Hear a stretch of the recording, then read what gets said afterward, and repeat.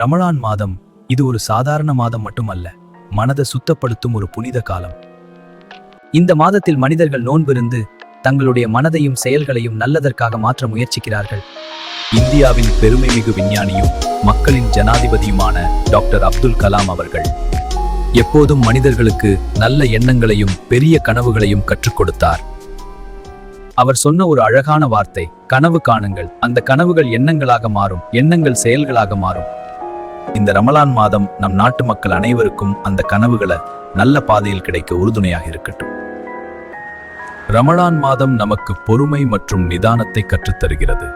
பசியையும் தாகத்தையும் உணரும் போது மற்றவர்களின் துயரத்தையும் நினைவுபடுத்துகிறது. அன்பு, கருணை, ஒற்றுமை, இந்த மதிப்புகளே மனித வாழ்க்கையின் உண்மையான செல்வம்.